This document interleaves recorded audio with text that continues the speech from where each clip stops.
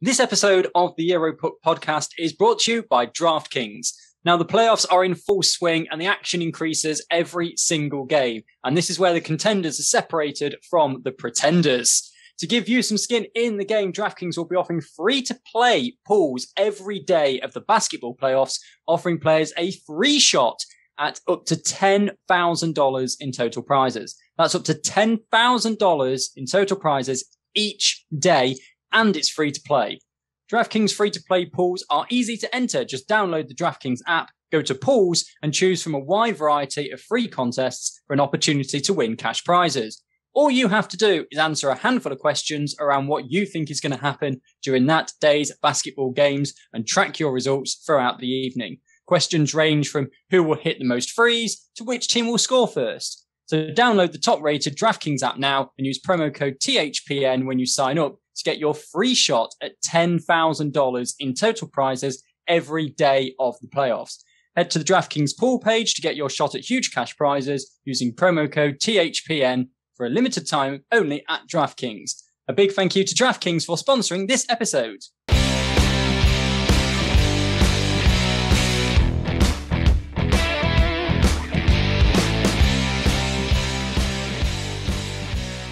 Hello, bonjour, hello, hi, hey, and privyet, hockey fans. Welcome to another episode of the EuroPuck podcast. And this episode is a little bit different because I've done the ad read and the introduction. Hey!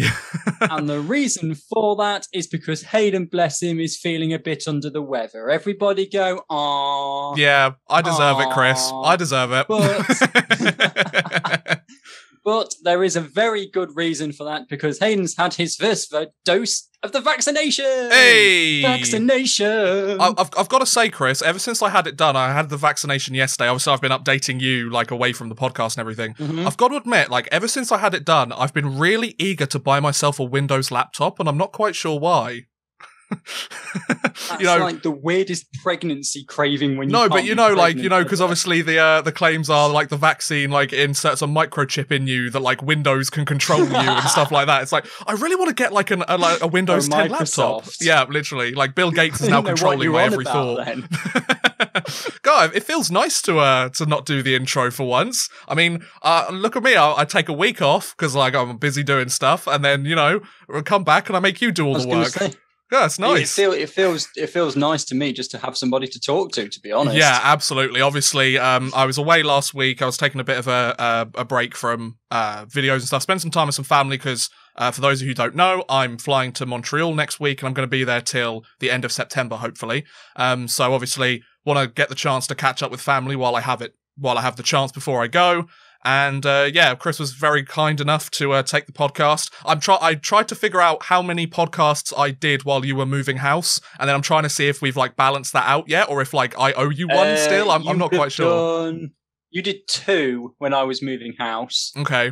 I think I owe you one because I didn't have it for 2 weeks. Yeah, that's it. And then I only did 1 completely on my own because the 19th, when we did the live Champions Hockey League draw, I did the audio edit version that I did last week entirely on my own, your back. So yeah, I think you owe me 1, but okay. I mean, that's going to be next week when I round up the World Championships and you're somewhere in the sky, probably. I'm going to be, if you're doing it, next, like Wednesday, Thursday? I don't know. I mean, the World Championships finish on Sunday, so I could easily do it Monday if I wanted to. Oh, fair, yeah, good point. I'll either be getting ready to go or I'll be sitting in a government-mandated hotel for 3 days, which, there could be worse ways to spend your quarantine, I guess, especially when your employer is paying for it.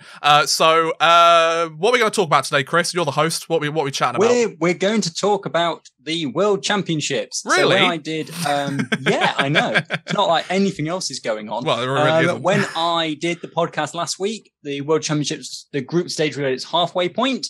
And they've had now another week of the group stages. The group stages are finished. We know who the quarterfinalists are. We now know 2 of the semi-finalists because this is Thursday, the 3rd of June. And 2 of the semi-finals. We purposely waited to record this until after those finished, so we'd have a bit more to talk about. So 2 of those semi-finals have already taken place. 1 went to a shootout and was very fascinating. And then the other 2 are taking place tonight. So by the time this comes out tomorrow, we'll have our semi-finalists, and the semi-finals are Saturday, finals Sunday. Nice. Are they on Free Sports?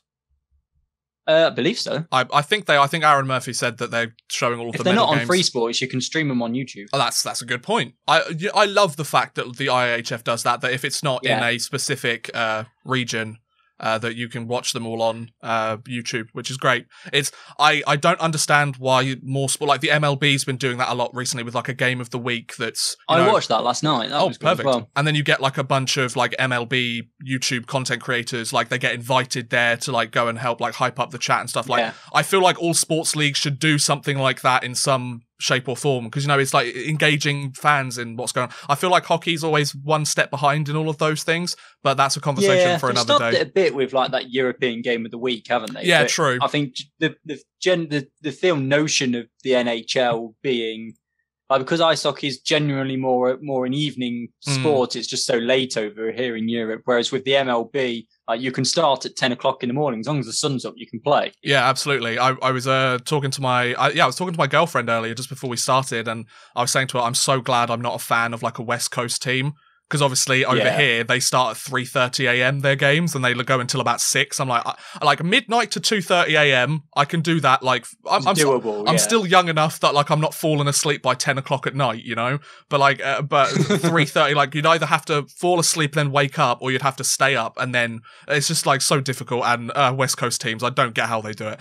That's the one thing I've really loved about the schedule this year: the fact that like no Eastern Conference teams have gone over to play in the Western Conference. The fact that all of them are like a relatively sensible time for European fans, but there you go. So Chris, I've got the final standings of the group stage. Do you want to go through them first? Yes. What a fascinating group stage it was that had so many twists and turns to it that it looked for all the while for that some of the big hitters were going to be out in the group stage. I think ultimately over the course of 7 games, I think on 7 out of the 8 teams that have qualified, you'd expect to have qualified. Oh yeah. Well, it was looking for all the range that sometimes like Canada might not make it, and USA had a they were always ticking along, but Sweden had an appalling start and of course didn't make it. But if we look at Group A to start with, then you've got the Russian Olympic Committee topping Group A. With 17 points, 6 wins and 1 loss. One of those wins in overtime. The IIHF doing a 3-2-1-0 point system to kind of increase the value of a regulation time win. Switzerland in second place, 5 wins, 2 losses. Czech Republic in third, 3 wins, 2 overtime wins and 2 losses. And Slovakia in fourth, the final team to qualify out of that group with 4 wins and 3 losses. The big surprise in that group, missing out on the playoffs by a couple of points, Sweden, 3 wins, 3 losses, and an overtime loss. Denmark in 6th with 9 points, 2, 1, 1, and 3. Great Britain in 7th, 1, 0, 1, and 5. And Belarus, again, with the same total, but because Great Britain beat Belarus, head-to-head is the decider in group ranking, so GB go into 7th. I didn't realise that. Group A. So that's why GB have been ahead, because I was looking at obviously the IHF and the KHL, like they've all done their, at the end of every day their standings, and obviously they add the goal difference in there, and up until the last game, GB had a worse goal difference to Belarus. I was like, why are they in 7th and Belarus? But okay, that makes sense. Yeah, it's done. So it's head to head, and then if it's 3 teams tied, they go into a mini league. Right. Because this is what I was working out ahead of the final round of games on Tuesday, because it was like Germany, Canada, Kazakhstan, Latvia, they could be. So if it was head to head, if there's 3 teams, it went into a mini league. And then if the points were still tied on that, it went to goal difference. Right. Got it. So, but it only needed the head to head. In the end, in terms of qualification, anyway, it only needed the head-to-head between Canada and Kazakhstan, and Canada won that one, so got into the playoffs. Yeah, I was going to. So carry on, Chris. Yeah, go on. No. Go on. Okay, so because I was going to go back to Group A. So sure, I was just going to kind of talk about a rough thing about both groups. I agree with you in the sense that like it was all up in the air after the first week of the group stage. things looked like absolutely chaotic for everybody involved. I mean, Denmark was sitting in a playoff spot. GB was sitting 5th place. Kazakhstan were in the top 4. Latvia was sitting there with a playoff berth as well, which Latvia are a decent team, but they're obviously not considered a legit contender for a playoff berth, especially when you've got USA, Finland, Germany, Canada in your group, you know? But I feel like the second week of the group stage very much calmed down, and like we've seen a lot of the teams that we would expect to go through to the next round. It's almost as if the teams and the countries, the lower ranked ones like the Denmarks, the GBs, the Belaruses, and all of that, they got the jump early because a lot of the bigger teams, especially in the European leagues, they finished a couple of weeks ago. Obviously, a lot of teams have NHLers that their season ended relatively recently, or their team was eliminated from the playoffs relatively recently. So I feel like until a lot of that influx of those NHL players came in, like Germany's added a bunch of players since the tournament began, and that's not only from the NHL, but they've added guys from like the DEL after they've decided, you know what, let's go and play in the tournament. But I feel like the weaker teams got the jump really early, and it kind of shocked some of the bigger teams a little bit. And then they're like, okay, we need to just like take a step back, calm down here. Like, we are a good team. Let's like go out and do our business, and they get it done, you know? I think, there's something to be said about that. I mean, if you look at just Canada as the example, they lost their first 3 games, kicked into gear, won the next 3 to go back to 500, and then scraped in with the overtime loss the penalty shootout loss to Finland. And that was the case kind of across the board a bit, really. Russia had a bit of a slow start. The Czech Republic went 0-2 before winning their final 5 games to put themselves up there. So I think there is a big case for that. But yeah, what I was going to say, going back to Group A, is that I think when you look at it, you look at the teams in that group. I expected Denmark, GB, and Belarus to be the bottom 3 in that group. Of course, yeah. And then I think, as I said, out of those 5 teams, you would have expected Sweden to go through. I think Slovakia are perhaps the dark horse there, but they had such a strong start, as you said. They won their first 3 games. They did, yeah. But then the rails fell off for Slovakia, and they had a big defeat in the quarterfinals, so their tournament's now done. And I think that, Russia, Switzerland, Czech Republic, again, you expected those teams to go through, as you kind of always do. There's almost kind of 2 competitions going on in the group stages. The teams that are going to go through and the teams that are battling to survive, although, of course, not this year. Yeah, that is very true, because obviously there's no relegation or promotion, because all the lower levels of the competition were cancelled this year again, weren't they? It was literally just this one. But what I like is that, and so from a Great Britain point of view, even if there had been relegation, we wouldn't have gone down. I love that. I'm so happy about Belarus. That. Yeah, absolutely. So there's no kind of, and I think if you look at, and we've said it throughout this group stage. I know you tweeted about it, I've tweeted about it. You look at the scores from 2 years ago in the last World Championships, and you look at the scores now. Take Denmark. 2019, we lost 9-0. What happened this year? We took them to overtime. The difference, and it's the same with quite a few other teams as well. The margins were only kind of 3 goals, whereas before it was 9-0, 8-1. Yeah. We were getting kind of blown out in the water. So I really like that. In Group B, Italy finished without a point. To be expected, I think. They came up with GB. Yeah. Yes, they came up did. with GB. Yeah. So you'd expect them to kind of be down at the bottom, because they're not. No, it's not really a top tier hockey nation, Italy, kind of similar to GB. Oh yeah, they're not the first country you think of when you think ice hockey. Absolutely not. It's like, if you're looking at all of these countries, like it would very much be Italy at the bottom. Then I think it's a tie between GB and Norway for like the next one up the ladder. We're talking like the teams that, nobody's expecting too much of them in terms of a playoff berth, because like, obviously, all the fans from the bigger countries like the Finlands and the Russias and the Switzerlands and the Canadas and stuff, a lot of them might make the argument, oh, why are these teams in there? They just get blown out every single time. I mean, this is a conversation we had during the World Juniors as well, if you remember, Chris. Like, it was, yeah. We talked about, obviously, all of these teams like 12-0 and all this stuff, and like loads of pundits from North America especially were like, what's the point in this?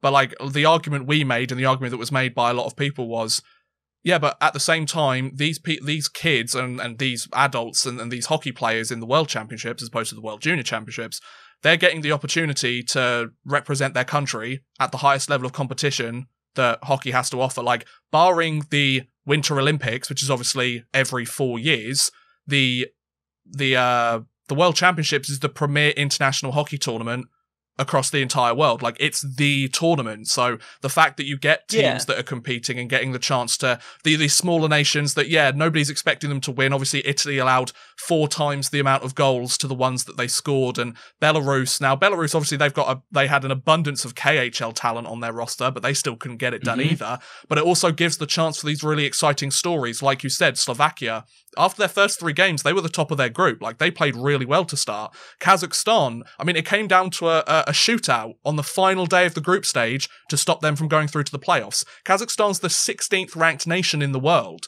and there's only obviously 16 teams up in Group A and B. But like, it's the fact that Kazakhstan were 1 point away or 1 shootout goal away from being in the playoffs. Like, those are the stories you live for at the end of the day. And just kind of... and I mean... You go for it. Go for it. I was going to say, you've got to remember, like, in this tournament, Latvia beat Canada. Yeah, on the first day. Kazakhstan got it done against Germany 3-2. No, it's not completely. Kazakhstan beat Finland, the defending champions, you know? Yeah, it's not, these teams aren't completely out of the water. I know the world rankings are going to change somewhat after this. I know GB are going to climb up to 15th at least. Somebody did the math, so I think it is 15th. Hope so. Now we know who the quarterfinalists are. We know where GB are going to slot in because we know how many points are left to allocate and all that sort of stuff. So yeah, up to 15. It's top 16 in the world. Yeah. And I think from what I understand, one of the big pulls for that in GB as well now is that they jump straight to final Olympic qualifying. Oh, okay. Wow. If I understand that correctly. I think I saw that somewhere. They only have to go through 1 round rather than 2. Okay. I think that's right from what I understood. I read it somewhere, but I think because they'll climb up to 15th, I think something like the top 8 automatically in the rankings go, because 12 teams go to the Olympics. Yeah. I think the top 8 automatically go, and then it's like a mini tournament. I think it's easier to qualify. See, it's easier to qualify the higher up you are because you have to take in less games, but that could be big. I think, to be honest, going to the Winter Olympics is the only thing that's really going to jump GB into mainstream media here in the UK. Like we've had conversations multiple times about the coverage of the sport here. But speaking of GB, obviously Chris and I are big Team GB fans. It's our national team. We're obviously one of the underdog teams. They managed to stay up in 2019 with an overtime win against France on the final day. It was very dramatic, very great. But like you mentioned, I've been tweeting about Team GB's performance at the World Championships, and I think this is a perfect example of if you give these lower ranked teams a chance to compete in this tournament, you do actually see some progress moving forwards. Like I think, Chris, you saw my thread of tweets about comparing the two. Comparing the 2 World Championships. So in 2019, Team GB, they finished the exact same place as they did this year, 7th in Group A, but they had half the amount of points. So they got an overtime win. This year they got a regulation win for the first time in 60 years, we might add, and at the top flight, not in general, like the top flight of the World Championships. Otherwise, we would be way down there. And they also, got the overtime loss against it was Slovakia, wasn't it? Though they got the overtime loss, was it? Yeah, Slovakia? Denmark. No, you're right. Yeah, it was 2-1 against Slovakia in regulation, wasn't it? And for context, we didn't score a single power play goal in 2019. We scored 3 of them at the tournament this year. We had a 21% power play percentage, which it's not great for the World Championships. I mean, Switzerland, I think, had the best one at nearly 40%, 35 to 40%.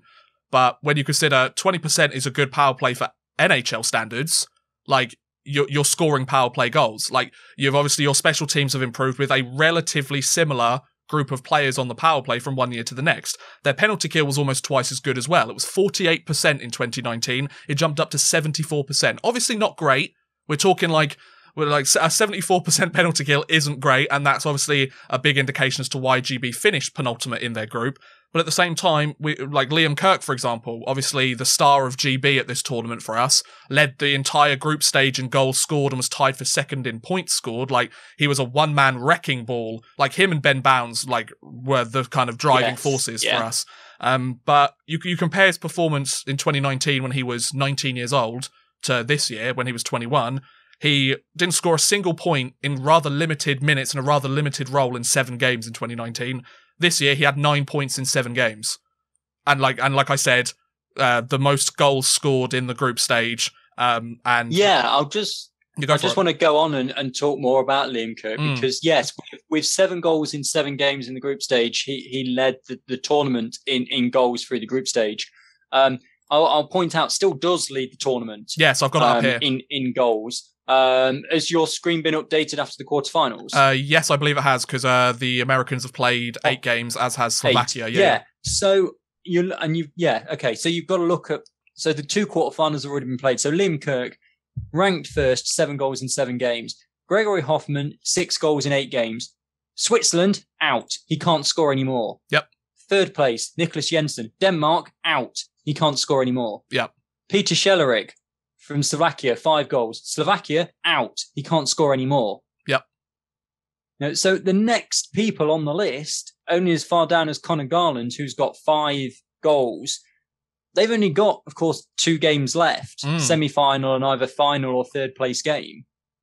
So he has to score in both those games to catch Kirk. Canada with Andrew Mangiapane. Yeah. 4 goals, 4 games. He's got to score a goal a game to catch Kirk. Yep. So have the 2 people from Russia and Adam Henrique. You know, all these people from Finland and stuff as well. They've got to score a goal a game to catch Kirk. Yeah. And of course, when you get into we've seen it in plenty of occasions throughout the World Championships, in that these games, when you get into the semi-finals, the final, because you've got the best of the best, goals are hard to come by. Yes. It's not like you're in the group stages and teams are scoring 8-9 goals and there's plenty of opportunity. I mean, Sweden won 2-0, was it, a few years ago? Finland had a really short, small scoreline to win in the final. So, it's not beyond the realms of possibility that Liam Kirk comes out of the World Championships as the top scorer. Now, what does that do for his career prospects? Yeah, absolutely. Like, obviously, I feel like I know a lot of the kind of fans from smaller hockey nations will appreciate our enthusiasm for this. I feel like this might be painting everyone with a broad brush, but I feel like everybody else will be like, oh, what does it matter? Like, you guys are out. You didn't make it through to the next round. But but I think, like, you've got. And I'm conscious of making this too GB centric when it's the Euro podcast. But, if you're a Latvian fan at the moment listening to this, like if your guy had done that and he was top of this is your kind of moment. You hang on to what you've got. We hung on for ages to the win over Belarus. Yeah. We only just lost to Slovakia, overtime against Denmark. Yeah, it's, you're there and like, well, we're going to cling on to everything we've got here because we don't know how long this is going to last. Well, here's a comparison that you might not like, Chris, but it's a very fair comparison. So the Belarus game, everyone's like, oh, they won in regulation. Like, that's great. That's the first time we've done that in regulation at the top flight of the World Championships in 60 years. Yeah. That's like if the Toronto Maple Leafs won the Cup this year. Like that. I mean, bear in mind, we haven't been in the top tier of the World Championships probably exactly. that much in the last 60 years, but still. But exactly, like the fact that we've been able to work our way back up to the top flight with back-to-back gold medals, and obviously Kirky from 2019, 0 points in 7 games. He now leads the entire World Championships in goals, despite playing at least a game less than everybody else around him. Like, it just goes to show you how strong of a performance it was. And I think another example, if we don't want to make it too... GB centric, is the net minding by the Kazakhstan netminder Nikita Boyarkin. Like, he had a 2.27 goals against average, a 9.2, like a 0.92, 930, 929 save percentage in 7 games. Like, he single-handedly almost helped Kazakhstan go through to the playoffs. Like, it's the same kind of comparison, isn't it? Like, Kazakhstan fans obviously are, like, singing the praises of Boyarkin because he had a fantastic tournament. So, like, it's a similar comparison, isn't it? It is. And I think the goaltending in this tournament is something where you really kind of look at it. Because as a general rule, a save percentage of 900 is deemed decent. Saving 9 in every 10, it seemed decent. Ben Bounds had a save percentage of 90.95, and he's only ranked 12th in this tournament. Yeah. Like the best netminder at the moment, Cal Pettersson, 96.06 save percentage and a goals against average of 1.01. It's also Harry Satari from Finland, goals against average of less than 1 a game. Yeah, it's also worth mentioning that Ben Bounds once again faced the most shots in the entire tournament. He allowed 20 goals on 221 shots. Like, that's... Like, his goals against average was 4.08. Yeah, that sucks. But considering, if you compare it to his tournament at the World Championships in 2019, where I just need to bring it back up again, he had a goals against average of over 5. So his goals against average in 2019 was 5.67 with an 881 save percentage. This year, it's a 4.08 goals against average with a 901 save percentage. Like, that's, it's obviously baby steps, but for a team like us, who, at the moment, we're the 19th ranked nation in the world, and a team like Italy, or, like Kazakhstan, who's the 16th ranked nation, or Denmark, as the 12th ranked nation, and Belarus is the 13th ranked nation, like, these performances, whether it be the goalies or their star players, like, they are huge for the hockey program in those countries. Like, obviously, Will Kirky, leading the World Championships, if he ends up keeping this lead or leading the group stage at the very least, will that have much of a tangible impact on GB hockey or increasing the exposure of hockey in this country? Maybe, maybe not. That remains to be seen, right? But just kind of going back to all of the teams, I'll bring up the standings again. Like, the fact that you did have Sweden, they didn't make the group stage. You had Denmark, that was only 3, like, they were 1 win away from securing themselves a place in the playoffs. Kazakhstan, a single point. Latvia only 2 points away from securing themselves a spot. Like, a lot of these teams that, are sort of the lower top 10 or in the kind of the top 15, they really made it competitive. And like I've said several times, it actually made this World Championships one of the most exciting and most competitive that I've seen in a very long time. It did. Yeah. And it made everything so, GB, on the 19th ranked side. Like, so Kazakhstan is 16th, Italy 15th, Norway 11th, Latvia 10th. You look at the performances we put in against, like, the 8th place team, the 9th place team. I mean, you look at, Norway didn't have a good World Championship. I mean, given that their season finished, so close, in like January, and I mean, a lot of Norwegians came over to the Elite Series, didn't they? Yeah. I don't know how many of those were actually in the team, but it was an interesting thing caught up on a stream, Anthony's stream that I watched yesterday. It was like, you look at the GB side, we beat Belarus. You think, would we beat Italy? Probably. Oh, yeah. Would you beat Norway? That would be close. Kazakhstan were a 16th ranked team. That would be close. Latvia probably be close again. Yeah. I know obviously the groups don't work out that way, but if you take out the top tier nations, as we'll call them, your Finlands, your Swedens, your Russia, your Canada, your USA, I mean, we're more than capable of mixing it with these teams kind of, 10th to 16th, particularly when the world rankings change and we go up to 15th. We're definitely in and amongst that. And obviously the world rankings dictate the groupings for next year. So we'll know who we face next year. And again, be able to pick teams off. But I think this time around, we can go into next year's World Championship, particularly off the back of a proper season rather than some Elite Series tournament, with our players getting better all the time, going, there's no reason to be scared of this team, that team, that team. Yeah. I think there's a lot to go with. And I think that's only the same for a lot of these other nations. Like, there is no reason to go into games thinking you can't get something against these teams that are in and around you. Yeah, and to kind of add to what you're saying about how, these lower ranked teams, they kept it competitive, GB weren't shut out once in the group stage. I think they were one of the lower ranked teams in the tournament that weren't shut out. Like, they scored at least a goal in every single game they played. Now, compare that to 2019, they were shut out 3 different times. Like, that's just like a small snippet of the progress that's being made here. Like, we only scored like 2 more goals this year than the 2019 tournament, but we also allowed 10 less. You know, like, I think that's the key thing, is that we kept the games closer. And yes, okay, you know, we lost to Slovakia and it just goes on the board as a regulation loss. It was only 2-1. Yeah. Because I mean, it was overtime. Belarus, we won. Yeah. You know, it's that sort of thing. Because I mean, so against Russia, it was a 7-1 win for them. What was the result against Sweden again? I can't quite remember. Sweden was it 5 or 6? I think. I'm trying to think, because I think there's only one game in the group stage. Sweden was only 4. Oh, really? Sweden was only 4. I'm pretty sure, and then Switzerland was 6-3, 6-2. Yeah, so we had a 3-goal margin. So we had so Russia was 6. Then we had 1 goal, then we had the win. 3 goals, 5 goals, 3 goals. How many? Not being blown out. Yeah, how many times did we allow 5 goals or more in a game? 1, 2, 3 out of 7. And I don't have the stat with me, but I'd be really curious to know that, compare that to the 2019 tournament as well. Obviously, it goes hand in hand with the goal difference being better for us this year. But I mean, you don't have to look up, so no worries, because I know. No, so it's easy. Last year we allowed 5 goals.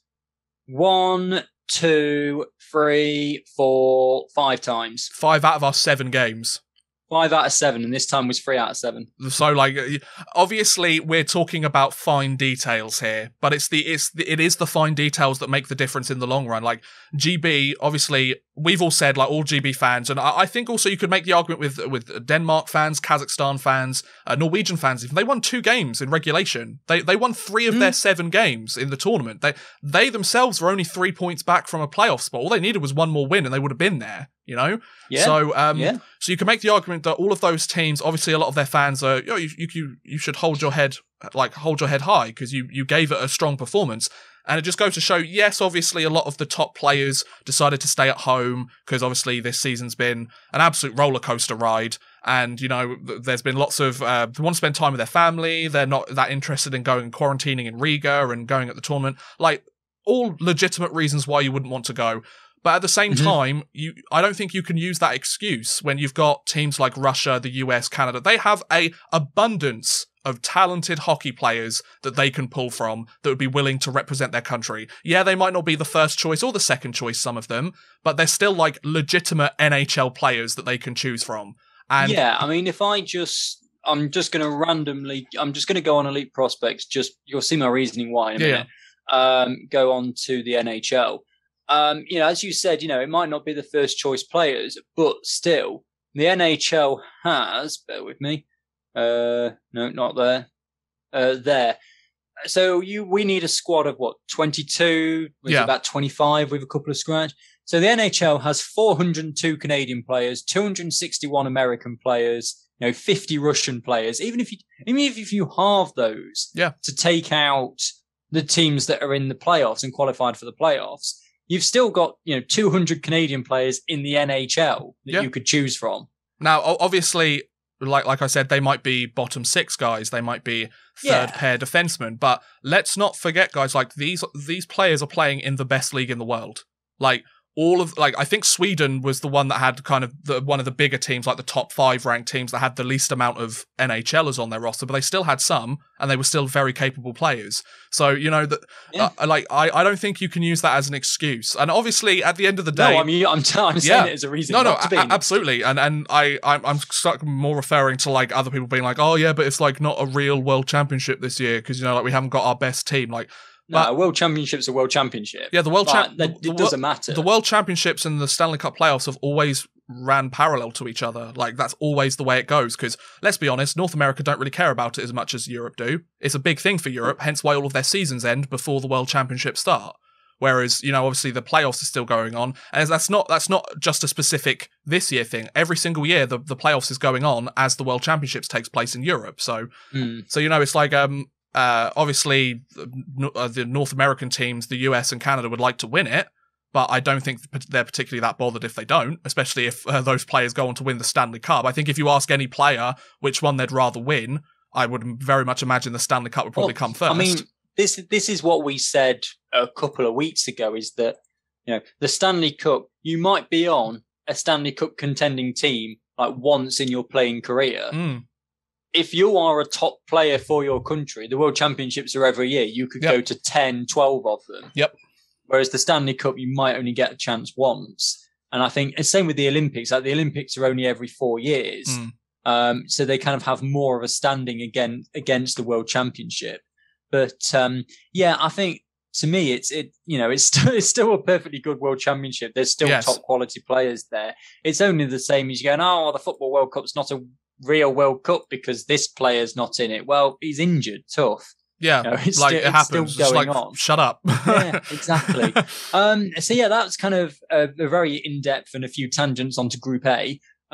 Group B, I think, and you probably will agree with me here, that the 4 we expected to go through from that group went through. Oh, yeah, absolutely. In USA, Finland, Germany, Canada. It might not be the order we expected, but all the way in which we would have expected them to, obviously, with it being like a final day decision. Yeah, I expected those 4 to go through from that group, and they have done. Italy, we expected to be right at the bottom. Norway put a proper good showing. I think the thing coming up against Italy, and this is no disrespect to Italy, but you know, Kazakhstan put 11 past them, Finland shut them out, Latvia shut them out, Canada put 7 past them, America put 4 past them. You kind of went into the game against Italy thinking, right, we're going to get, we need to probably still go for it, but we're going to get a regulation win here. Yeah, and obviously we've obviously touched on Group B, like as we've talked about Group A as well, but just to kind of bring it back to referencing some of the other like lower ranked teams, that's just, like Italy this year is essentially like Great Britain, for example, last year. And like, look how much has changed within one tournament, you know, like, and how having a decent performance and like managing to stay up for another tournament and kind of getting some different players. Some players have progressed more than they had done in 2019. Like, there's nothing stopping Italy next year, because obviously they get to stay. If they take some strides forward, they could win a couple of games, you know? Like, there's nothing stopping them. For me, in Group B, it's Kazakhstan you've got to look at as being the standout in there. Yeah. They're ranked 16th. They're several hundred points behind the other teams in that. I'm not going to go into world ranking calculations because I understand this and think it's brilliant, but it will probably bore everybody else. But, you know, you look at Kazakhstan, okay, take out the Italy game. Kazakhstan, they beat Germany by 3 goals to 2. In a shootout, no, they beat Germany in regulation 3 goals to 2. They beat Germany and Finland in a shootout, I believe. They don't actually show whether it's a shootout on the IIHF website. I'm on Flash Scores and it was regulation. Oh, was it? Because didn't they beat two teams in a shootout? They beat Finland in a shootout and they beat Latvia in a shootout. Sorry, my mistake. To start their championships. They beat Finland. Finland are rank 3rd. Yeah. And the 16th team beat them. And the defending gold medalists.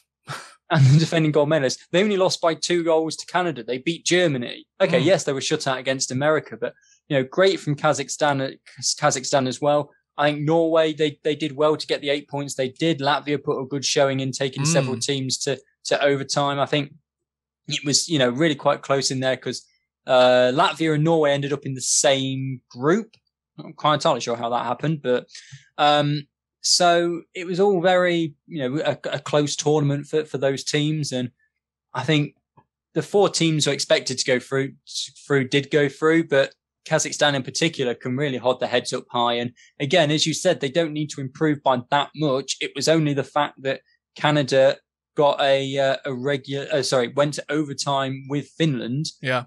That stopped Kazakhstan from getting into the playoffs. Because if Canada had lost that game in regulation, then they'd have been out. Absolutely, and I think obviously when you look at the points, I think Group B from kind of 1st to 7th was a lot more competitive than say Group A from 1st to 7th. well, judging by the fact that 7th ranked, or the 7th seed Norway got double the amount of points to the 7th team GB in Group A. So obviously from kind of number 1 to number 7, like there was a lot more parity between each of these teams.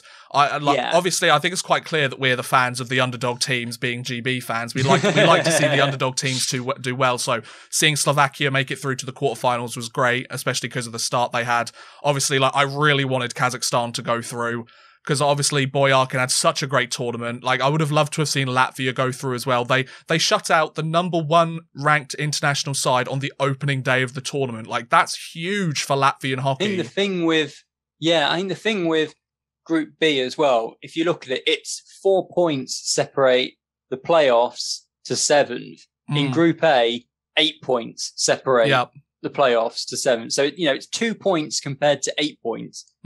So essentially, it was 4 times closer. Yeah. So, But I think the 4 teams that we expected to go through did go through. Yes. And as I said, we're into the quarterfinals now. All the quarterfinals are taking place today. Yes. 2 of them have taken place. The other 2 are in about half an hour's time as we are recording this. So we'll run through the 2 that have already started. So the way these work is the top ranked side in one group plays the 4th place side in the next group, and it just keeps going like that. So you get the advantage if you finish top of your group.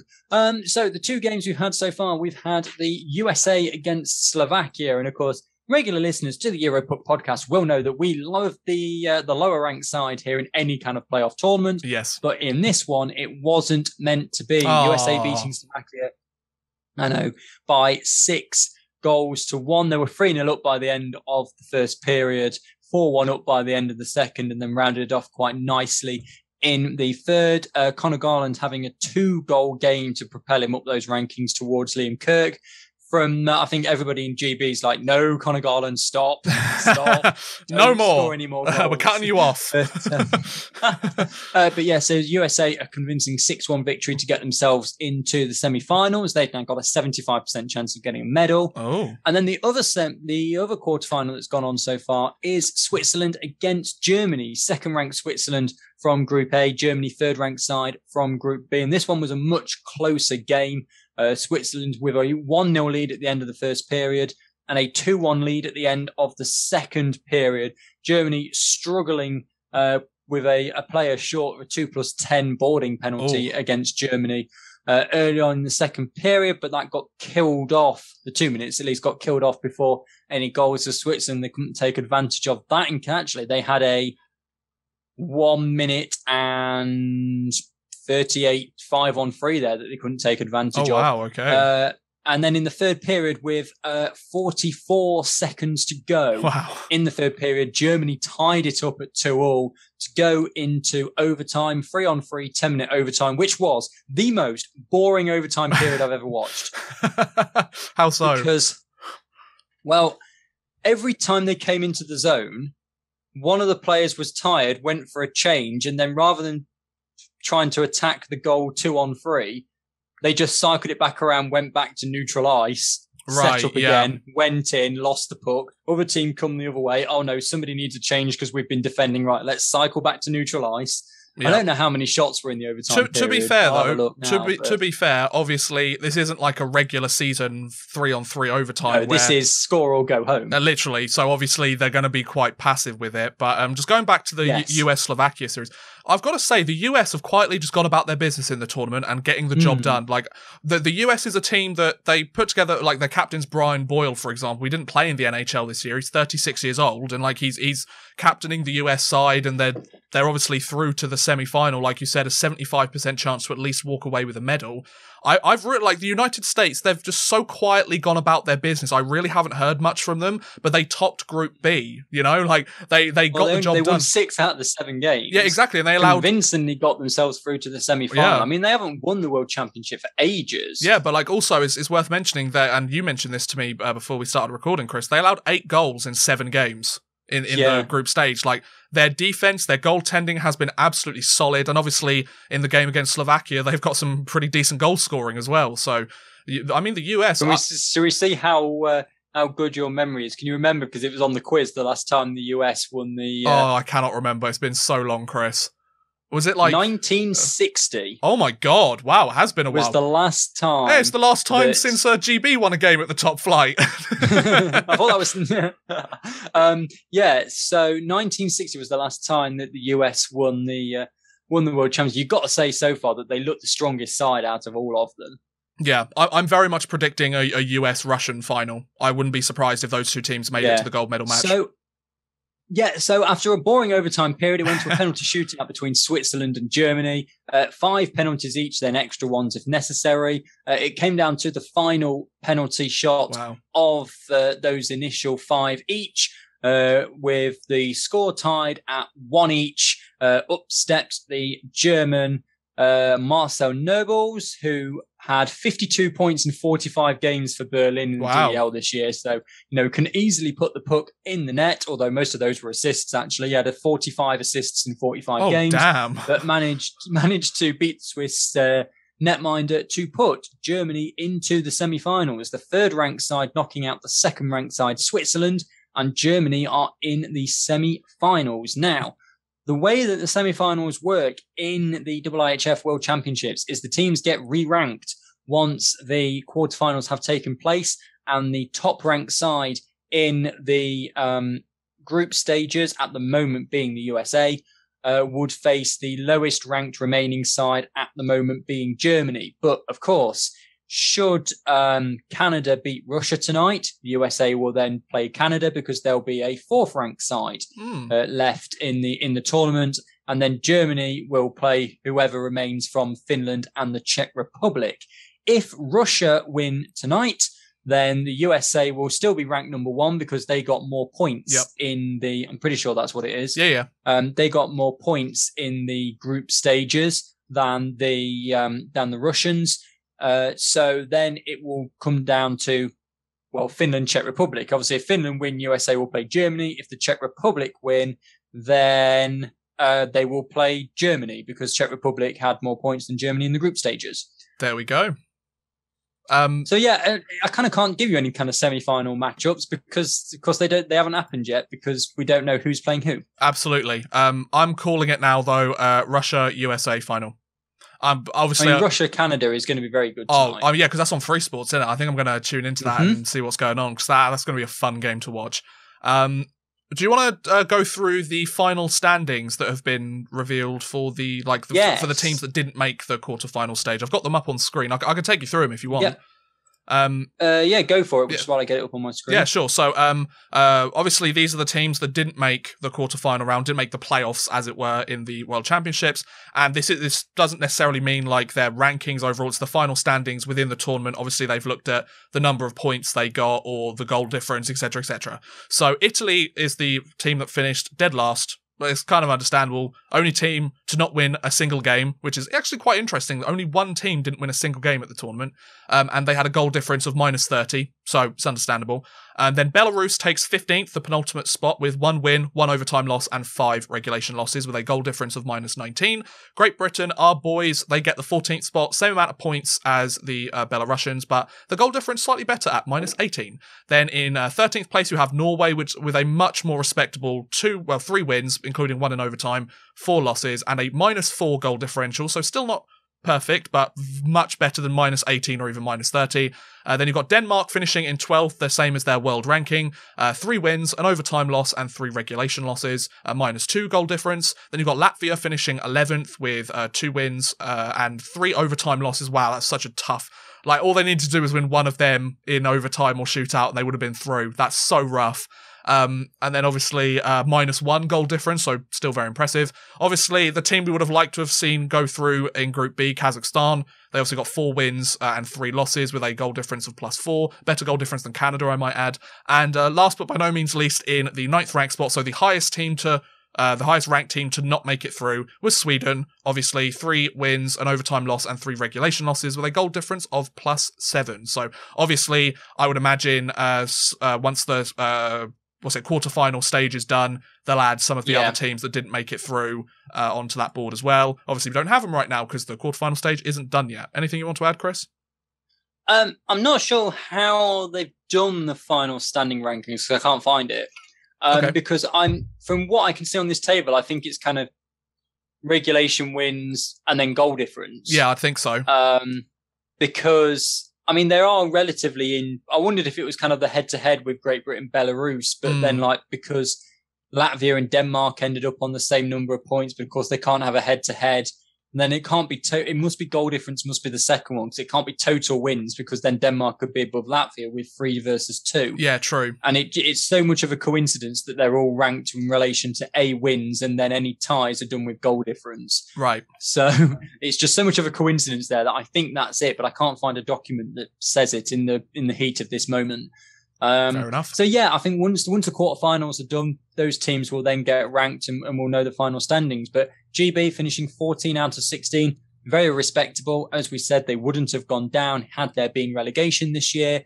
And I think they're so close to some of the teams that are so much higher than them in the world rankings that, you know, they can feel positive. And I think they can go into games now. I think whereas before you came up against, you know, your Canada, USA. I mean, I'm interested to get your take on this. Do you think that our group this year was easier or harder than last year?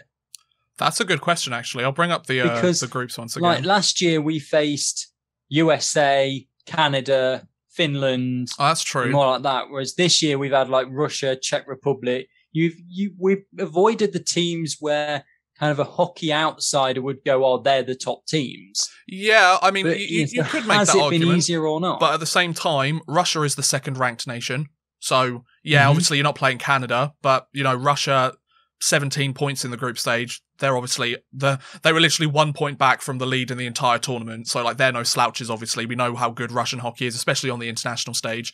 Switzerland, no slouches either. They're a solid nation. Yeah, they're slightly lower ranked in the rankings. Czech Republic's a strong team. I mean, Denmark, we lost to them 9-0 last year. You know, like, so you could make the argument that not having the USA, not having Finland, not having Canada and all of that stuff could obviously impact. And yeah, was it an easier group? I don't think you can say whether it was easier or more difficult because there's so many different factors that have gone into this tournament. My point of view is that it's a world championship group. They're all hard. Oh, absolutely. Yeah. I don't think you can. Obviously, the teams change every year in terms of the makeup of the players, and players have breakout years in their league. So all of a sudden, a player like Liam Kirk, for example, who only got like bottom line stuff a couple of years ago, is now our star player and is making life so difficult for other teams. So I don't think you can really call it easier or harder from my point of view. Yeah, I just think it's different. It's different. And I think we can go into games now feeling that we can give these teams a run for their money and we can pick up wins.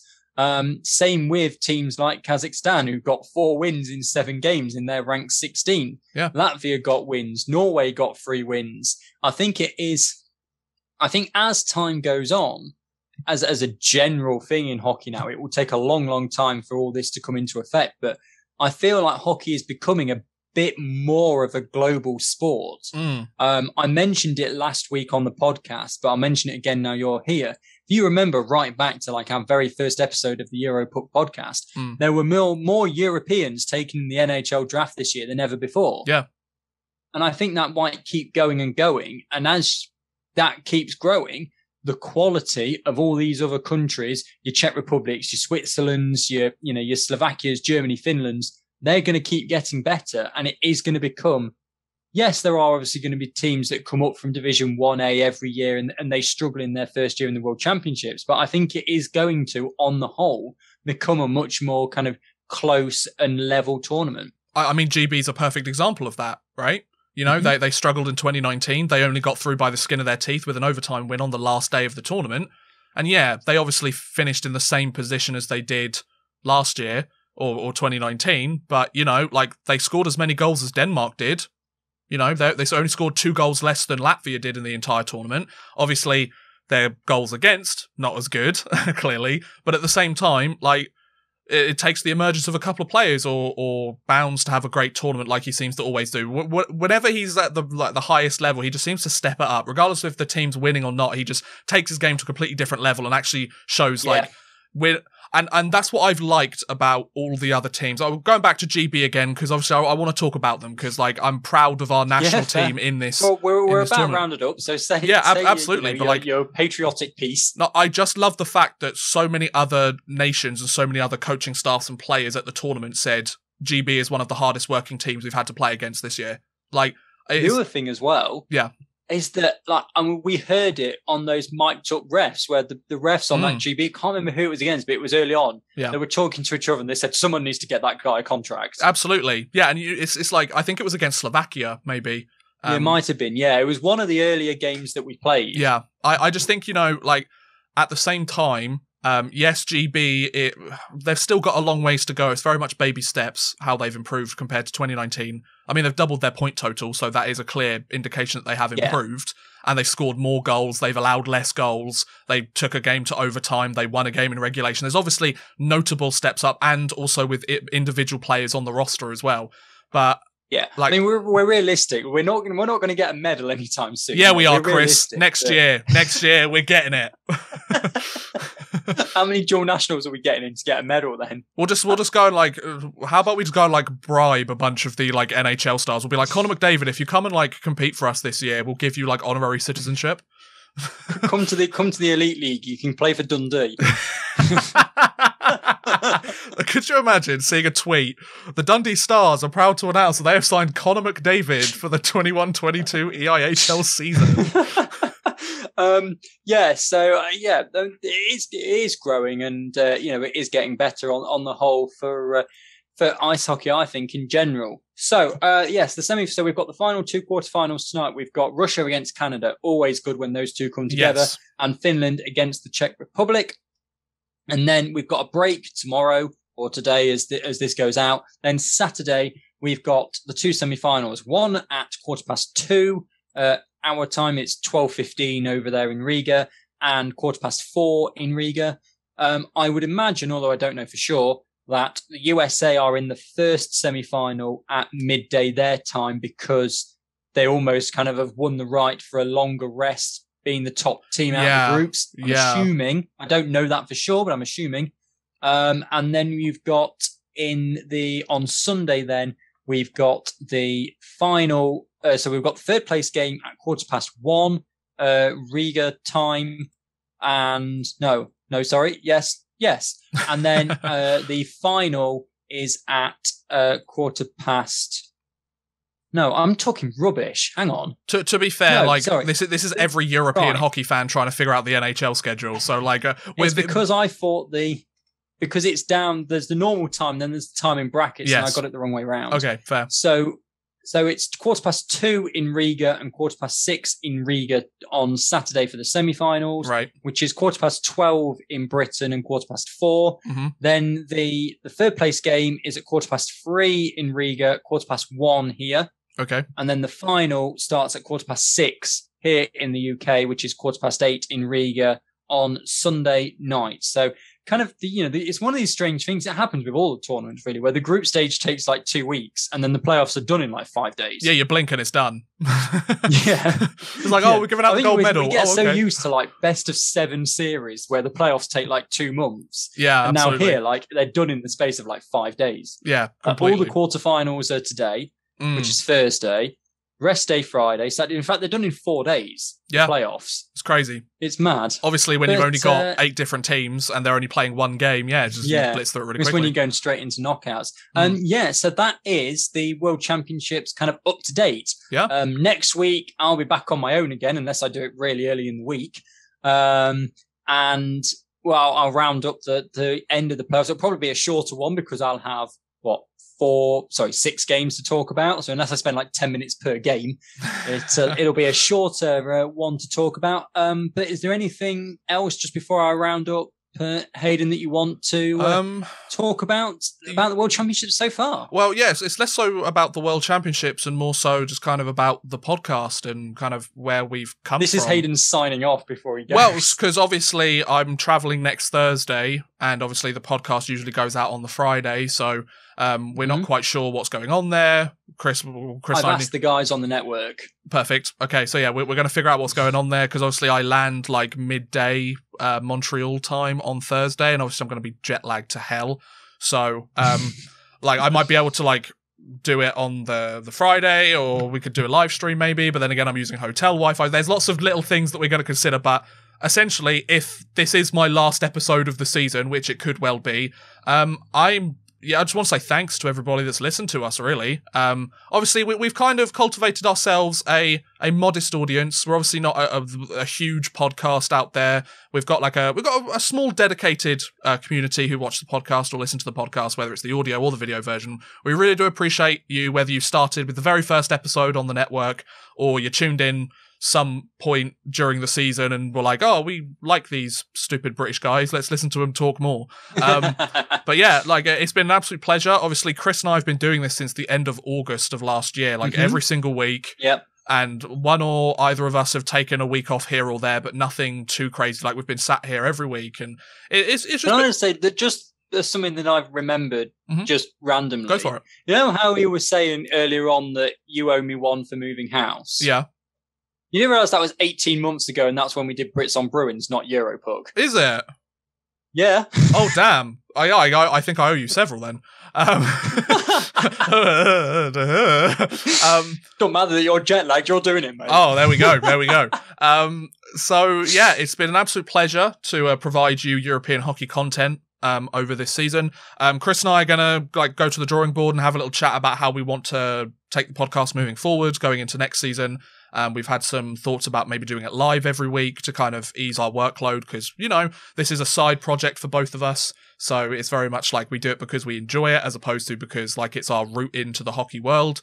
And both of us just seem to we kind of enjoy just sitting and talking about European hockey. And obviously the live chat has been a fun element that we managed to get on several of our streams, and Chris's internet has been improved since the podcast began. Yeah, it's much better now I've got internet. We can actually do live. Yeah, so we've got a bit better infrastructure in terms of all of that stuff. So I just want to say thank you, whether you've tuned in for one episode or all, however many have we done now? Have we done 39, 40, something like that? I think this is 40. It might be 39, but I think it's 40. Something like that. So if you've tuned into one episode or all 40 of them or something in between, I really appreciate you taking the time to listen to us.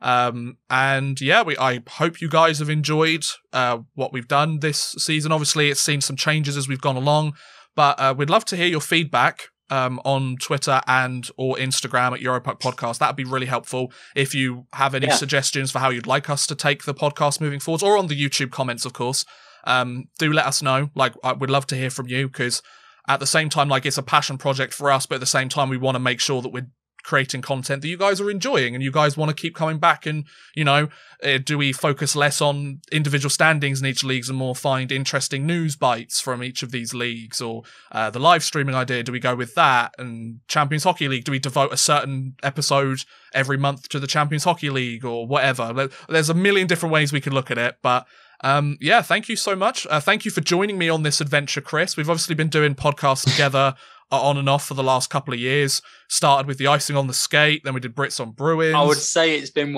3 years now that it's crazy. We've sat down every single week and done a podcast together. If that's not dedication, Chris, I don't know what is. But yeah, we've had several different iterations and discussed several different types of things.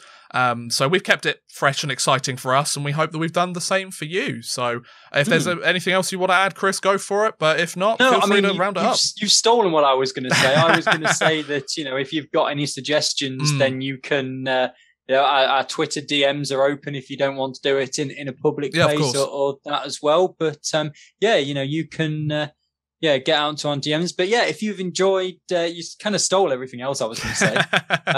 But yes, if you've enjoyed listening to either of us today, or in fact any of our other 40 episodes, then you can follow me on Twitter at Chris_Gadsby. I think it's up there, isn't it? It is. And Hayden at OddmanRushYT. Hayden, I'll give him the plug so that you don't get plug things in. He is very now close to 30,000 subscribers on YouTube. Oh, stop which it. for me, I started subscribing to you when you had like 800. I think I was subscriber number like 870, and it's just been mad how over the last few years you've gone up to 30,000. So if you're not already subscribed, is it twice weekly? But I know obviously you're going on a break now. Yeah, it's usually Thursday and Sunday for the most part, because obviously I do everything myself. Now going on a break. So if you can subscribe to him if you're not already, it's free and you just click the button. And there's plenty of other. There's probably thousands of videos on there to keep you entertained. Oh yeah, while he's thousands. In Canada. And to be honest, like I've got a very exciting one coming up this weekend, which I told Chris about. Yes, so very exciting. I'm very excited to do this video. So it's kind of like the send off before I go, because pretty much after that I'm just going to be like, oh, I'm leaving now. I might do like a quarantine Q&A when I'm out the other side, but other than that, like I'm pretty much going to be going radio silent for like 2 months. So may as well leave you with something quite good and quite enjoyable to finish off with, So yeah, there we go. That will do it for this episode of the Europuck podcast. You can follow us on our Twitter. Don't forget you can follow the Hockey Podcast Network as well. And of course, this episode is sponsored by DraftKings Sportsbook. Thank you very much for watching or listening, however you see your podcast. And I, at least, unless I do it early next week, will be on my own or with Hayden. We'll be back next week for the roundup of the IIHF World Championships. But thank you for watching and or listening this episode of the Europuck podcast. Bye, guys.